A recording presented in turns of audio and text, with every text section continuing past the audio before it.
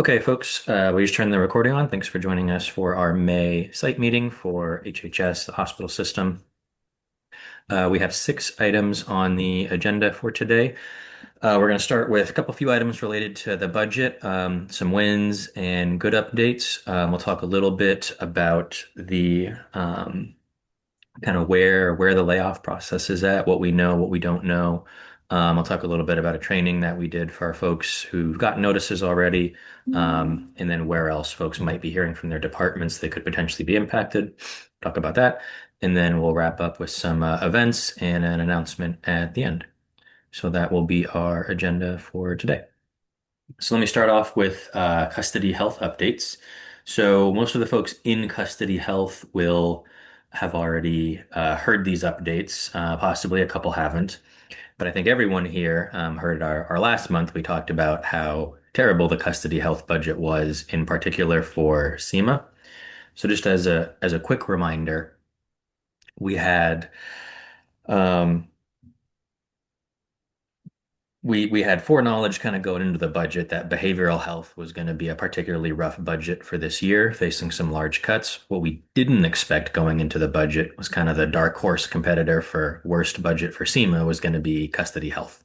And the reason why that was a surprise to us is the budget actually wasn't that bad in terms of the number of positions that were being cut.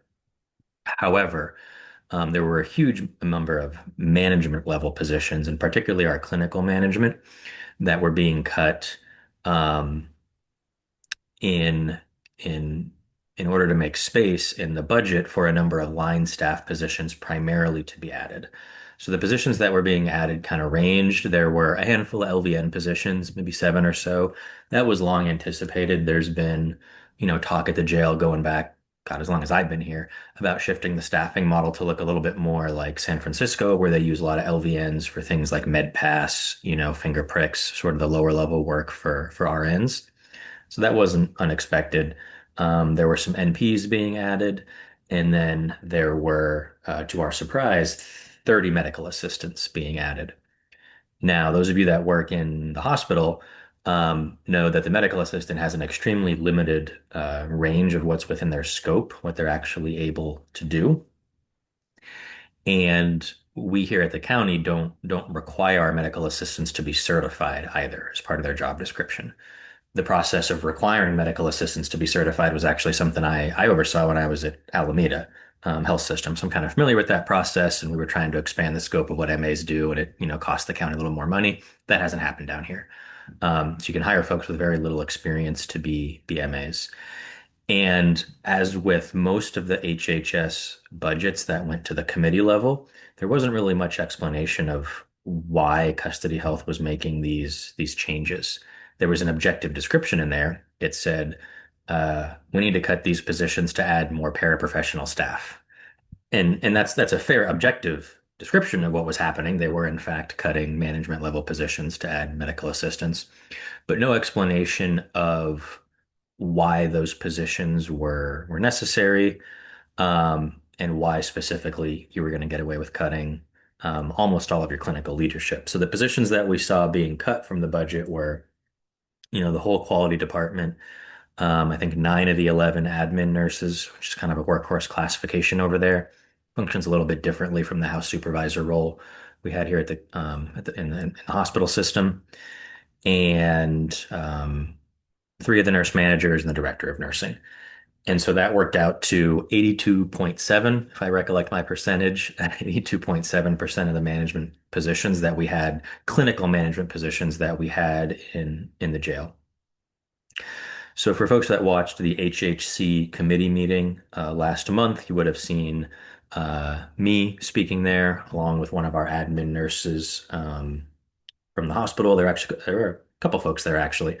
Um, and myself and Tongi spoke. A lot of you who worked in BAP previously will know Tongi. He's an extremely experienced nurse, been both at the jail and in here for a while. He did an excellent job. I did okay. And the point that we made to the board was this is an irresponsible budget.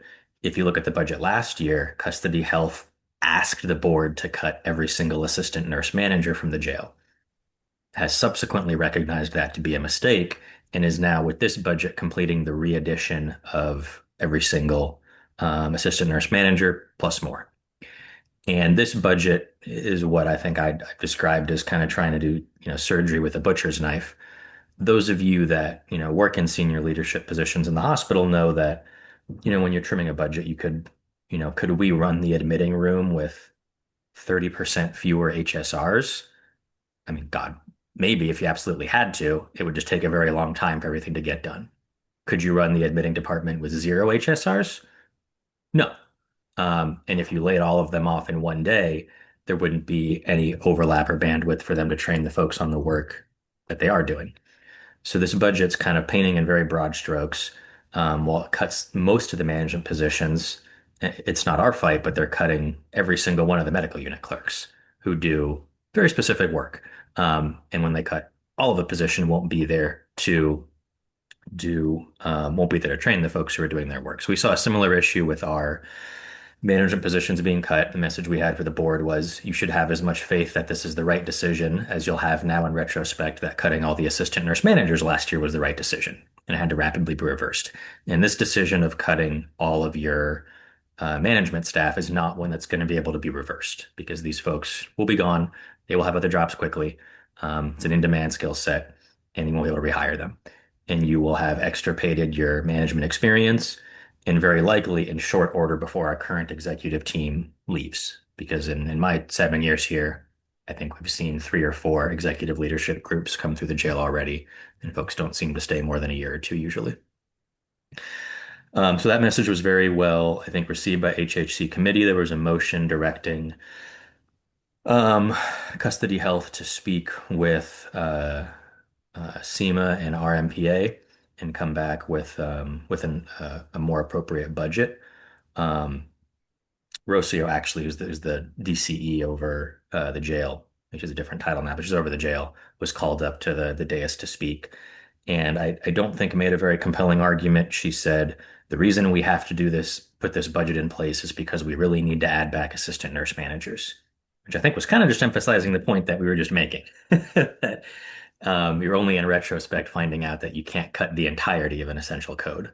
So I think that really just kind of was an exclamation point on the point that we were making, and anyway, resulted in President Lee putting forth and then passing that motion with Supervisor Abe Koga as well.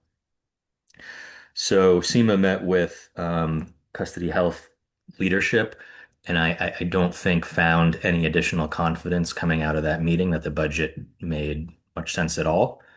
Um, for example, custody health leadership said, well, the reason that we really need all these assistant nurse managers and that we have to cut SEMA all of your management level positions is that we've identified what we really need for the jail is something that functions like a house supervisor. And we said, fantastic quote. Thank you for that. We'll write it down. We have house supervisors here at the county. That's an admin nurse. That's who does that job. And it's perfectly appropriate. And um, labor relations tried to do some damage control over that and didn't do a very good job, I don't think. But coming out of that meeting, we had a pretty simple ask, I think, and it was you can't get rid of your entire management team to add 30 medical assistants. You're not going to be able to hire 30 medical assistants this year. We added 6 additional mucks to the budget last year or 2 years ago, and it took an entire year to hire just those 6 of a new classification and get them through the background check and onboarded. So it's impractical to think that without a management team, you're somehow gonna, go massively faster and hire and onboarding folks. Moreover, the stated plan from custody health was we need these folks to do, finger sticks and blood draws. And that's not something that we currently use MAs for in the jail, nor in ambulatory even. And it's really an ambulatory specific job code. And so we made the point, which I feel fairly confident we would never need to make this point to, I don't think really any of the hospital executives, at least not the nursing executives who have been here for a while, to say, frankly, you guys are doing this backwards. If you want to add a new scope of work onto MAs and get that through SCIU, start that, do the meet and confer, figure out the training pipeline, figure out the workflow, put it in place and see how it goes. And then if you think you want to, massively scale up the number of MAs that you have, then you could do that. But laying off your team in exchange for a body of staff that you don't know whether they're going to do that work or not is obviously backwards and would be readily apparent, should be readily apparent to anybody who's tried to, put a change and kind of work in place in the county before. So I kind of disappointingly and surprisingly didn't get there, and didn't come out of that meeting with custody seeing any changes. So we escalated back up to the Board of Supervisors as well as our county executive.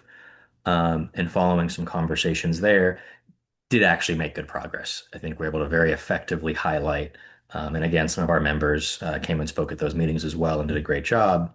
And we're able to highlight just how inadvisable and poorly thought out this budget was. Folks speaking from kind of their experience, they were also able to say, look, I mean, we don't even have enough deputies to get the clinical folks we have right now into rooms with patients. And so just adding 30 more clinical folks, I mean, low-level clinical folks, but MAs is not going to help anything. We need more deputies, and that has a longer than year timeline. So the good news coming out of all this and the win is that it's not going to be reflected in time. Well, it wasn't reflected in time for the budget workshop because this happened just prior to that. Um, but the county's moving off, cutting our filled positions in custody health, our clinical ones, with one exception. So all but one of our filled clinical positions are not going to be cut, and the number of MAs is being substantially reduced to fund that, which was, pretty much precisely what we advocated for and asked for, and I think was really just pretty common sense as, myself and Zeb and our members were able to say in those meetings. So I think we were pretty pleased with the result, and more importantly, we were able to get it without having to go back in front of the board at the budget workshop because this was just such an overwhelming priority that it kind of would have sucked oxygen out of the room for our ability to fight about other things at the HHS budget workshop. So big win for folks there.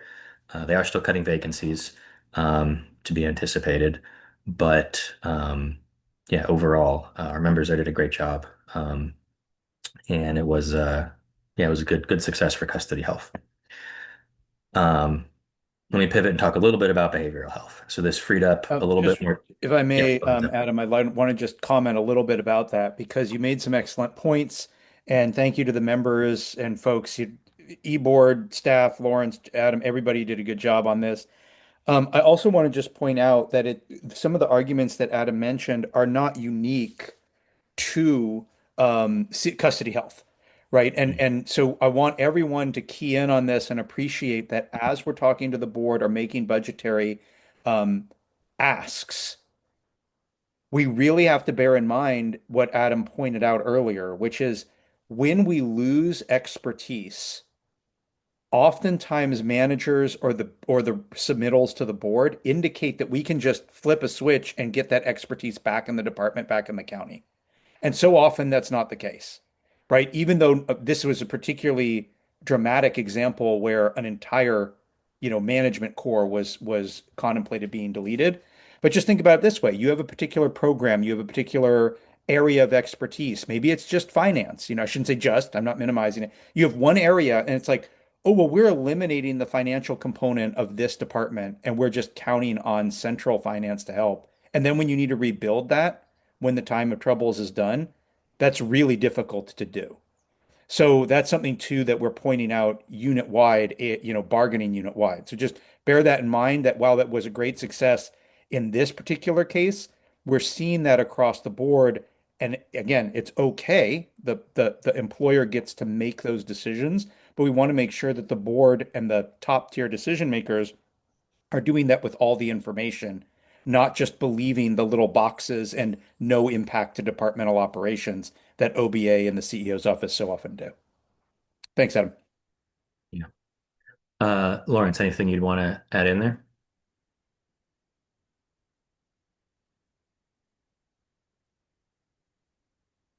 No, but I think when you talk about behavioral health, we can talk a little bit about the white paper and how that advocacy also looks like too. Yeah, sure thing. I'm gonna pop up a screen share on it real quick, actually. Give me one sec. Do, do, do. So coming forward to behavioral health, this is obviously, like we've said, our second worst budget, now the worst budget for SEMA that we have going forward. And what made custody health a little bit easier of a budget ask for the board is that we were able to propose revenue neutral ways for the board or James or whoever we're speaking to. We tried first with custody health, right? To follow along with our asks and put them into place. That's a little bit harder with custody health. So we drafted up a white paper prior to the budget workshops. The HHS budget workshops were on Monday evening.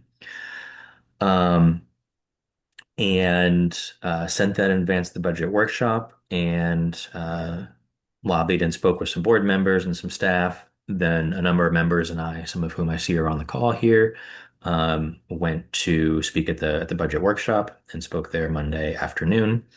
And we've had a couple follow-ups for more information from some board staff offices looking to get some clarification, which is great.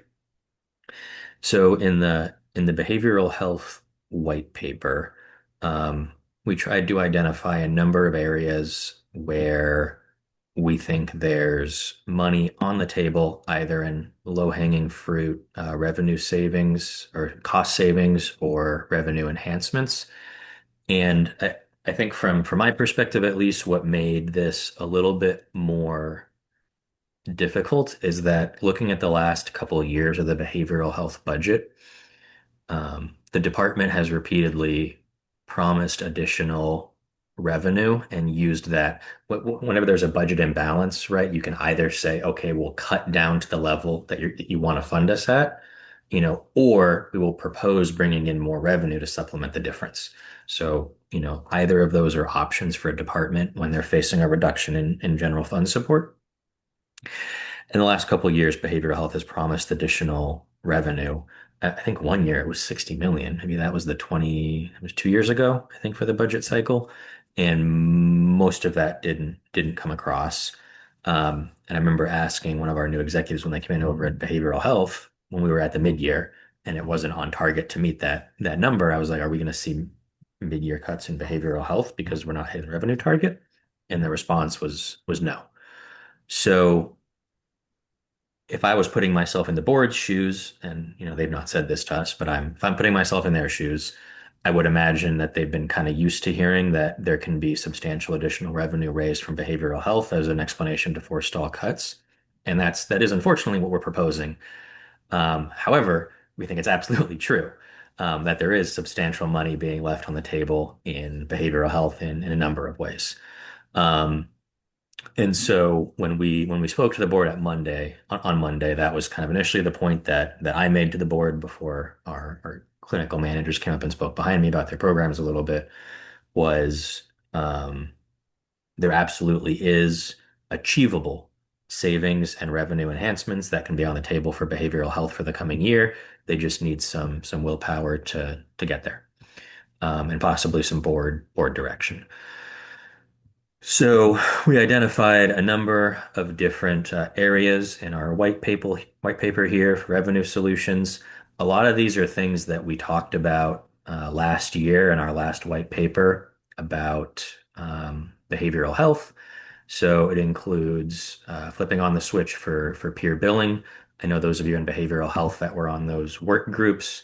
I think it's not super clear why things didn't get implemented. We have peers who are currently certified. My avatar is configured to allow it for our CCPs. Um, our intern program is very, revenue producing, and we're limited by the number of clinicians we have. So that's a good ask to put somebody over there to expand that. Expanding MA, which has been something the department's been working on, but the trigger can be pulled on that quicker. And then talking about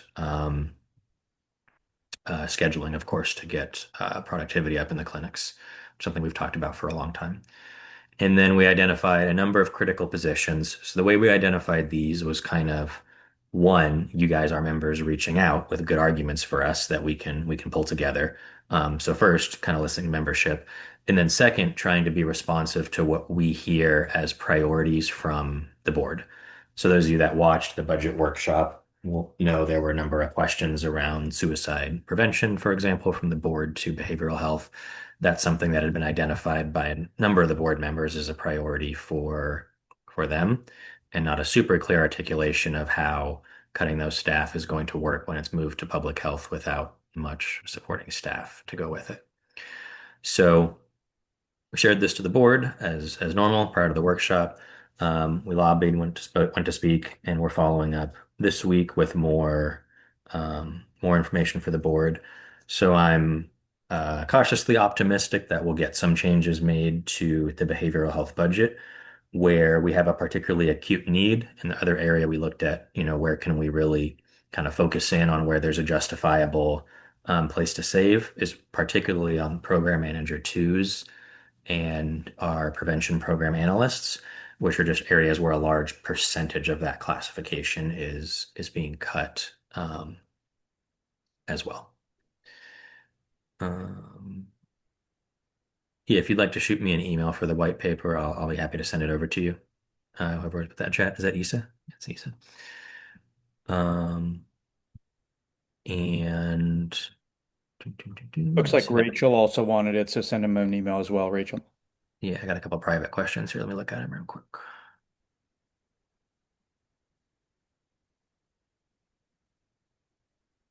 Okay. Um, Anyway, so that was the advocacy piece. The second part that came out on Monday was an updated, I think it was an off agenda report that went to the Board of Supervisors specifically about kind of the plan for clinic consolidation in behavioral health. So that was one of the areas that was just kind of very poorly explained in the initial behavioral health budget. In fact, there were a number of areas where it just said, we're going to cut all the following staff from these programs.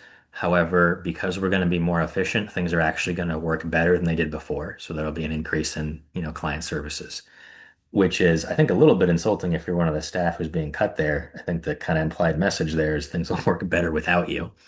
And I know that's not true for our folks in behavioral health, and that's just I think a crazy statement to make that we're going to cut, such a large percentage of behavioral health and things are going to work better. And then not explain how or why. To just, the word be more efficient. It does a lot of lifting there in that assertion. So there was a request by the board, it looks like, to provide some more explanation on what and why that's the case. And there was a few page document that came back from behavioral health executives to the board, and it had kind of two sections. The first section was um, an explanation of what behavioral health has done over the last year to try to improve productivity, and then kind of pivot saying, and that didn't work. Therefore, here's how much more expensive it is for us to treat a patient with in our clinics as opposed to with the CCP, or by referring them out to a CCP. And for those of you that don't work in behavioral health, CCPs are our county contract partners, clinic partners, contract clinic partner. Somebody in behavioral health give me that acronym, but they're the third party nonprofit clinics that we refer patients out to, Momentum, Gardner, Pathways, et cetera. And they provide the majority of actual client care through behavioral health. Thanks, Lisa. County contracted providers. So in the first half, that white paper was a little bit frustrating. Is it says to the board in April 2025, behavioral health executives identified, three or four, critical measures that they could work on to try to address productivity and other issues in the department. We, being executives, put together a work group that was intended to be run for 6 months. And then we implemented the changes that came out of that work group, those work groups, and as a result, productivity increased by 2.5%, um, which is not a substantial number. It's also not the correct number. I'm pretty confident. Um, and that's not a substantial number. And then it moves on and says, and that's why it costs us $100 when we refer out a patient for SUTS or any other type of service they may need, about $100 per client visit to a CCP. Um, and it's, between $400 to $1,000 when we see folks in one of our county operated clinics. Now, what was particularly frustrating with that first part is those were not a series of measures identified by behavioral health executives. Those were a series of measures identified by our behavioral health members and me in a white paper in 2025, which we gave to James with the kind of the message of behavioral health in danger of massive cuts next year, this year, and these are the things that need to be done immediately to try to avert that. And it was some of those things that you saw in the white paper, including getting peers billing, um, taking over scheduling for our clinicians, our providers, the same way primary care behavioral health does, right? The same way every other part of the county healthcare organization does. We don't leave it up to folks to have, populate their own schedules. Um, so yeah, that was not a series of measures identified by executives. Moreover, that was never stated to be specifically 6-month work groups. And for those of our members who were on those work groups, where they ended was, thanks for the work. We're going to take these things back and implement. And as far as I understand from those folks that were on those work groups, they largely nothing was implemented. Definitely not with, scheduling or peer billing or appropriately timed reminder calls for patients to address the no-show rate or any of those things. So it just looked very disturbingly to me like it was behavioral health executives kind of taking their department out back, to put them down. It just looked very much like they were kneecapping their own department. Um, One kind of trying to take credit that it was our extremely engaged members in behavioral health who were saying, here's the things we need to do. We've been trying to address these things internally and get movement on them. We've been unsuccessful with our executives. SEMA escalated up to the county CEO. Direction went back down to behavioral health to implement these things. And then they just kind of hand waved an explanation to the board as if those were their ideas and that they actually implemented something, which didn't happen. Um, that being said, I know a number of our clinics improved productivity substantially without any of those tools actually coming in place in the last year. Substantially, so I'm getting close to doubling it. So that 2.5% number makes very little sense. It makes the numbers for clinic costs just don't pass the smell test. It shouldn't, for example, likely cost us anything to farm out a patient to or a client to a CCP.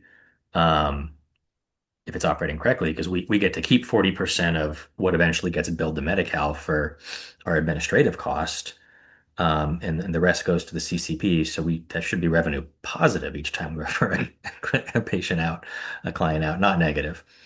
So we're putting together a response to that, which we'll use for our next round of lobbying on behavioral health, likely coming up in the next week or so. We'll need to be pretty timely with it to get back in before the budget hearings in June. So one more topic on behavioral health, and then we'll move off onto some other topics. But we did get a time set today and agreed upon with labor relations for the reorganization for behavioral health. We don't have the new org chart yet. It's still being promised as forthcoming, but we'll be meeting next Friday from 8 to 10 a.m. So I will get that invite out to all of our behavioral health members. Hopefully, we have a new document to review by then, but look through that extremely useless document we did get with nobody's name on it and just unclear positions being moved to unclear places and figure out what questions you might have from that. But hopefully, we'll have a better basis for the meeting with an actually clear work chart. Okay. Let me move off and talk a little bit about some of our other budget areas. And I see there's some folks in the waiting room. One of our co-hosts mind keep an eye on that for me? Thanks. Yeah, glad to. Yeah. Okay. I'm also watching it. So Yeah. So taking a step back and looking at our other HHS kind of budgets and what else is going on, the hospital budget got worse in between the committee level and the actual budget that went to the workshop. We had a few positions that were added on. Um, we've had some I think, good progress made that we're able to get just kind of from conversation with our executives about what we can do.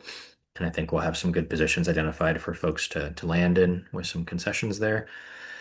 And we have some asks as well that we raised up around the clinics particularly. So we'll be waiting to hear back on those as well. But overall, hospital budget continues to be not that bad, comparatively speaking. Those of you that watched the HHS budget workshop will have seen Michael from um, Valley Health Foundation was there speaking a lot, along with a lot of community activists, basically saying, "We're very glad to see all the Measure A dollars going to the hospital. Let's keep it that way." That's what the voters were promised, and it's in large part thanks to Measure A. The hospital budget's not in much worse shape. Um, Looking over to public health and VHP, um, we're not seeing bad. We're not seeing filled positions cut any number there, but we understand. I know Lawrence had a number of conversations with folks over there about this, that the department has started to reach out and notify folks in those departments that they might be impacted by the layoffs. That doesn't mean their positions are being cut. The reason folks are being pulled in for those conversations right now, if you're one of those people, is that ESA and the layoff team have reached out to your department to say, if, for example, Lawrence was a low seniority management analyst in public health, the lowest one in the county, say, ESA's reached out and said, "Hey, public health, can you give me a position detail sheet to describe me the duties that are assigned to Lawrence? We might need his position for the layoff process." And so some departments are going and notifying our members that, "Hey, HR is inquiring about your position." Um, just because HR is inquiring about your position does not mean you're going to be bumped. It means it's a possibility for sure. But we don't know what the final picture is going to look like yet for the budget. The board's identifying their priorities. The budget's in the worst state that it will be right now. So very likely additional positions will be removed, just as we were able to do with custody health. So just because your department's notified you that your position is being inquired about, d don't take that to mean necessarily that you're being bumped.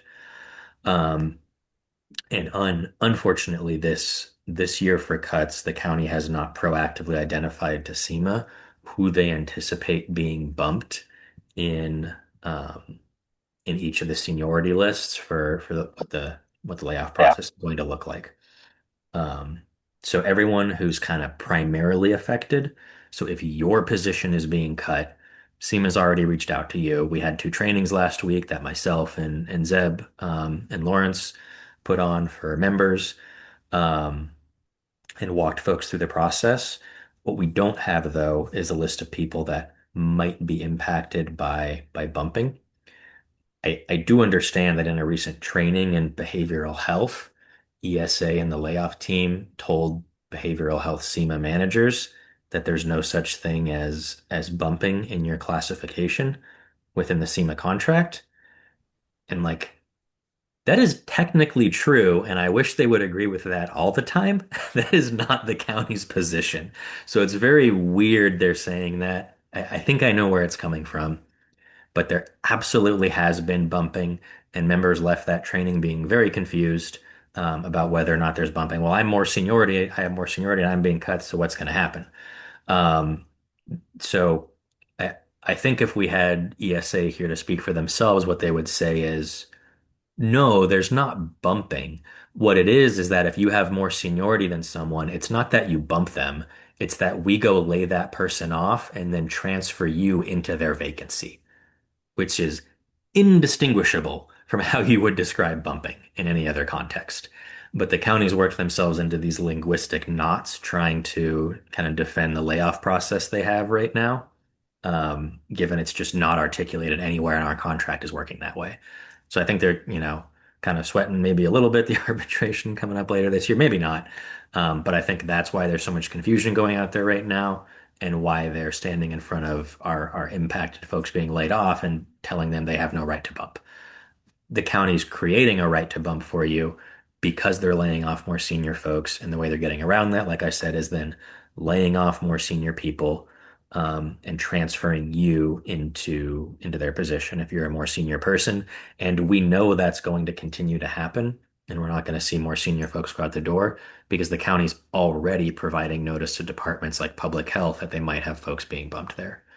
Um, so there continues to be a proliferation of confusion every time ESA speaks to our members about the layoff process. But hopefully that clarified it for folks on the call. And thanks to those of you in behavioral health who reached out with those questions about what you were being told in um, in that training. Um, Let me look through. I got some more private questions real quick. Got a couple questions on longevity pay, asking when the link will go out for it. I think we're anticipating it by the end of May. Is that right, Zeb and Lawrence, from our conversations? That's correct. That's what James and David Hebner, the head of ESA, said. They said that they were already workshopping it and they expected it to go live the end of May. But unlike prior years, or for those of you that have been with the county for a long time, it's not going to require that you like fill out a paper form and then scan it or send it somewhere. It's just you'll be able to do everything online through the intranet. I think even through NeoGov, but I don't remember what platform they said they were going to use.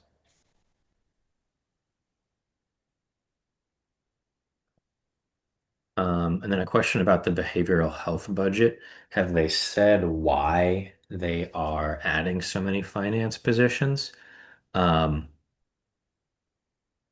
well, I mean, there's a lot of billing difficulties within behavioral health and just kind of revenue capture problems generally. What's very confusing to me is that positions are both being cut and added from finance, which looks pretty targeted to me. But no, we will ask that question at the meeting to confer about the positions being added.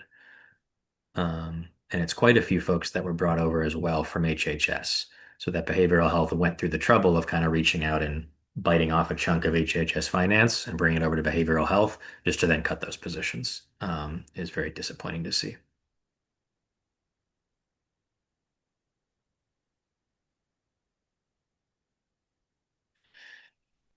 Yeah, another question saying a number of our behavioral health managers were disallowed from joining the layoff process training.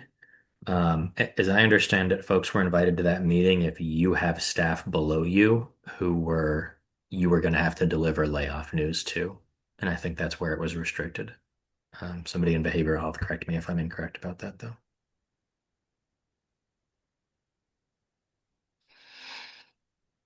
Okay. There's a bit of an unrelated question about seniority, but I wanted to address it. Yeah, Um, go for it. yeah, there was a question about how is seniority calculated in SEMA, and is that different union for union? So, as I'm sure Lawrence, myself, and Adam will say, we've done many, many trainings on this, but I know it's for it, it's how often are you encountering this, right? And I appreciate that people don't encounter this every day. SEMA uses a time in county, think time in employer, time in county calculation that includes all time that you are a classified employee, and it's regardless of union. So if you were in SEIU and then you promoted to RMPA and then you promoted to SEMA, great. All of that time counts. And another question was asked. I didn't hear. I was trying to listen, Adam, if you addressed this. There was a question about if people are picking for vacancies through part of the in-placement process, who goes first? And it should be in seniority order. So hopefully that addresses that question as well. Um, we're trying to get more clarity on that when so that there actually will be a menu that you can pick from rather than I think not historically the county has given you a big menu. When I say historically, I'm talking 5+ years ago. Right now, they seem to just be saying, here's a position we think you're qualified for. Congratulations, it's yours. Kind of regardless of what your choice is. Those are the two questions I saw. Just looking through some private questions real quick. Sounds like there were a number of behavioral health folks who should have been included in that training, but weren't. I don't have any knowledge to that, then I can't speak to it. And then a question, does provisional time count towards seniority? No, it does not. So, Another couple no. questions here. Just as a reminder Wait, to wait, folks, sorry, Zeb, check with that. Extra help definitely does not count towards seniority. Provisional time would count though, correct? correct. Yeah, yeah. Sorry about that. Extra help time does not count towards seniority. Provisional will count. A couple questions in private chat. Again, folks, unless there's a reason that it needs to be private, I didn't see one in these. I'm not going to out anybody, but please put your questions in general chat so that way it's easy for all the reps to respond, or we can catalog it if we can't, and probably other people have these questions. So here's one. which is a good one since we're talking about the budget. Has there been a poll in regards to a delayed increase in our wages or a delay of they're referring to the longevity pay, but I think they're talking about the merit service pay that's going to trigger this summer. Um, my colleagues are against it. So no, we have not done a poll on that because we're not, SEMA is not contemplating delaying raises or delaying pepper reduction or canceling our longevity rate raises.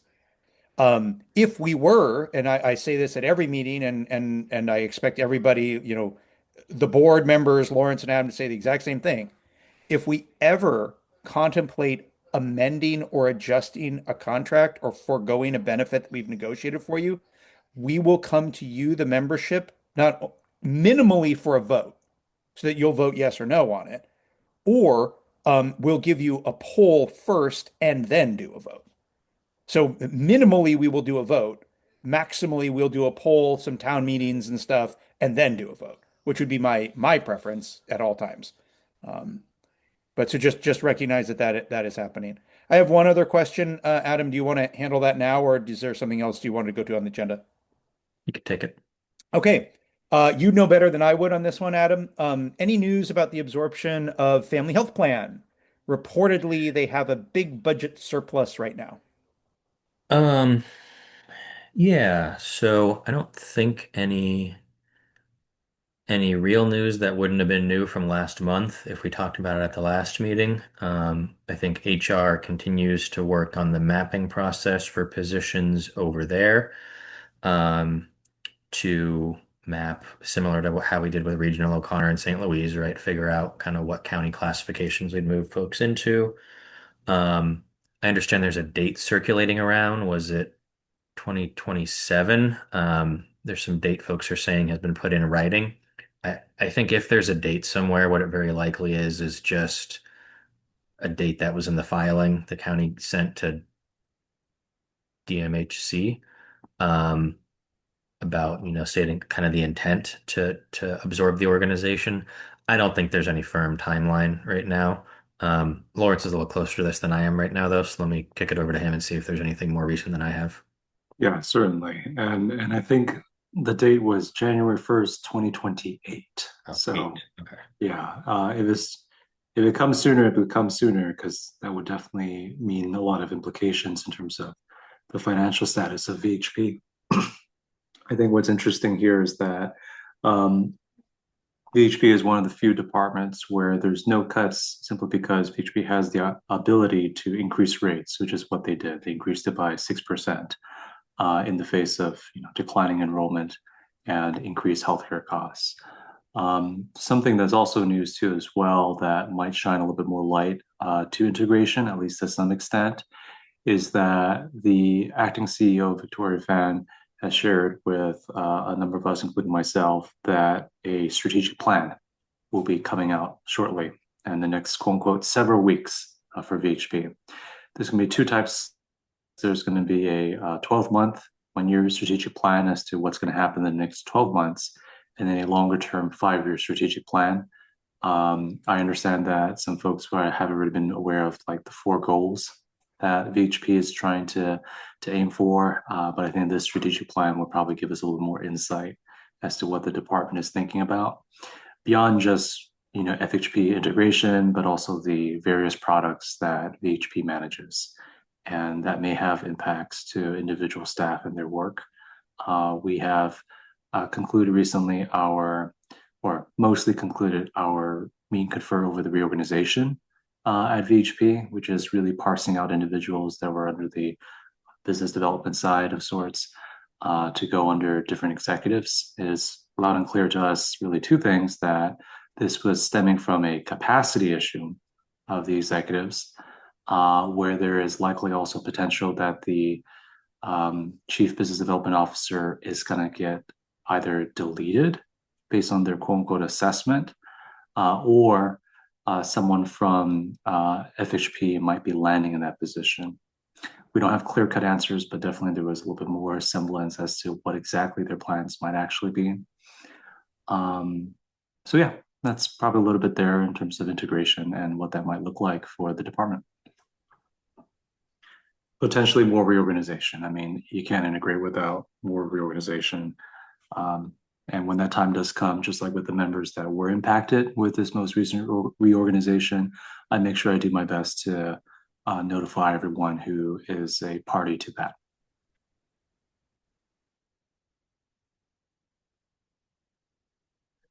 Gotcha. Thanks, Lawrence. Let me looks at a couple other questions came in here real quick. So one question, if your manager went to the layoff training and you haven't been reached out to by SEMA yet, that likely means that your position was identified as potentially at risk of being bumped. But again, that's just a potential. We don't know yet exactly what bumping will look like. We'll have a better picture on that likely come June 1st, probably. So I would say don't be extremely stressed yet. And we'll have more information the next couple of weeks. And looks like there are some questions about if we can post the seniority list for po folks that were impacted, you should have received it. But I don't know. Do we want to post that on the website? I don't see why not. What do you guys think? Yeah, we could do that. Let me see if the zip file is too large to put in chat here. It was too large to email it out before. Maybe Zoom has a higher capacity though. So And looks like there's another question here about how does bumping work outside of HHS? I'm not quite sure how to interpret that question. Um, but what I can say briefly, if you have an additional question on it, please let me know or let us know, is that you cannot bump or displace outside of your agency. And in this case, HHS, the health system, would be your agency. So you would not be able to bump outside of your agency, but you can within the HHS system. And as a reminder, the HHS system is huge.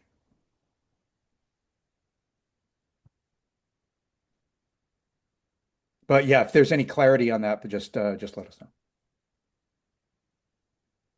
um Well, I go on to the next couple topics. Lawrence, would you mind fishing out? I don't want to post the list of everyone who's being cut with their names next to it. We had a couple folks who asked that we not just post that. Yeah, Some folks don't want, to get 50 emails from people with consolidation or consolations about them being cut. But we right. could, I think, post that would give you that same information is the off-agenda report that we found last week that shows how many folks are going to stay in their same code because that has very clearly department number being cut Yeah, I next know. to it. Yeah, And we can probably share and in that. fact, this is that's a very good document to begin with. I think this is the second really good development in this budget process where I'm going to give credit where credit's due. Supervisor Margaret Abikoga, Yeah. let me tell you this. She came in, she said, look, this budget process continues to be very convoluted. And I think that Susan Ellenberg definitely also made some good progress on this too as well. And one of the two main improvements I can definitely name on top of my head is one, um, Abikoga asked for the departmental budget submittals to be posted earlier through the off agenda process. So normally these um, budget documents for the budget departmental budget submittals would only be posted within 72 hours of the actual committee meeting. We actually got these documents 2 weeks in advance of the April board policy committee meetings. That allowed us for more runway to actually prepare, send white papers, potentially lobby, and of course, work with the members who might have their own particular thoughts. And mind you, this is information that departments had already submitted back in January 30th of that particular year. And so the fact that administration was very intentional in trying to blockade the information for both the entire month of February and March, there was resistance in trying to get that information sooner. I mean, the original ask was 1 month, so it got negotiated down to two weeks. Hopefully, we can get 1 month next time, but progress is made in little steps. The second great improvement in the budget process. If not technically, there's also a third one too. Actually, there is a third one. The second one is this off agenda report that Adam's talking about, where it delineates specifically which positions, without any names, which specific positions in their respective departments are in one of two categories. One category being that these are all the positions that are going to be able to transfer to the same classification that they're currently in. In other words, an administrative transfer in lieu of layoff. And the second group, although not disaggregated entirely, the second group lists out all the positions. Again, these are all positions that have been identified to have their underlying position deleted. This second group is everyone who would either go through the in-placement process or the return to former class. Um, we don't know which one specifically is going to be in place or return to former class, but they're at least in that second group. And then the third development, I don't know if this is specifically with Abe Koga, but we do at least have a list of total number of claimed positions and the specific details as to what the particular position does, where it's housed, the work schedule, even to the detail of whether or not the individual is eligible for telework. I mean, the position has telework or not. So this is a lot more transparency compared to what we saw from the last budget cycle, and we're definitely making sure we're taking advantage of it. So shortly, I'm going to go ahead and put the PDF. Oh, actually, well, Adam just did that. Put the link to the PDF itself. It's a really interesting read, and definitely want to maintain this as a ongoing practice for the county.